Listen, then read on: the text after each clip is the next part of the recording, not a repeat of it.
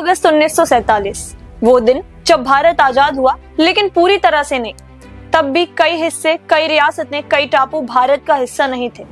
कुछ यूरोप के कब्जे में थे, कुछ राजाओं के अधीन थे और कुछ तो भारत में शामिल ही नहीं होना चाहते थे। आज हम आपको बताएंगे 1947 से 1975 तक की वो असली कहानी, जब एक एक करके भारत के बिखरे टुकड़े जुड़ते गए और बना अखंड भारत। 1947 में भारत तो आजाद हुआ, लेकिन उसके नक्शे में कई खाली जगह थी। गोवा पुर्तगाल के कब्जे में, पुदुचेरी और उसके आसपास के इलाके फ्रांस के अधीन, हैदराबाद में निजाम का राज, भोपाल और त्रावणकोर कोचीन जैसे राजाओं के अपने झंडे फहरे हुए थे। आजादी के सिर्फ एक साल बाद 1948 में भारत ने पहला बड़ा कदम उठाया। जूनागढ़ के नवाब ने पाकिस्तान में शामिल होने का ऐलान कर दिया, लेकिन जनमत संग्रह में 20 फरवरी 1948 को जनता ने भारत को चुना। उसी साल हैदराबाद के निजाम ने भी भारत में शामिल होने से इनकार किया। नतीजा, ऑपरेशन पोलो चला और हैदराबाद भारत का हिस्सा बन गया। 1 जून 1949 को भोपाल के नवाब ने भी हार मान ली और भारत में विलय कर दिया। मणिपुर और त्रिपुरा, जो 15 अगस्त 1947 को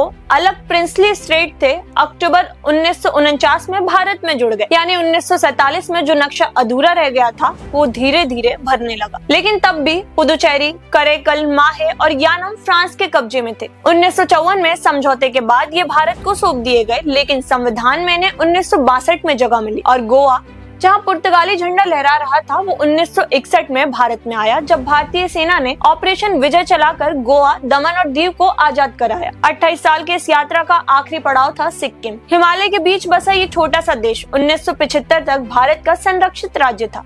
जनमत संग्रह हुआ, जनता ने भारत चुना और सिक्किम भारत का 22वां राज्य बन गया। आज जब हम भारत का नक्शा देखते हैं तो वो एक ही दिन में नहीं बना। 15 अगस्त 1947 सिर्फ शुरुआत थी। इसके बाद लगभग 3 दशकों तक एक एक रियासत, एक एक टापू, एक एक बस्ती भारत में जुड़ती गई। तभी अखंड भारत का सपना पूरा हुआ। अगर आप भी सच्चे देशभक्त हैं तो कमेंट में भारत माता की जय जरूर लिखें।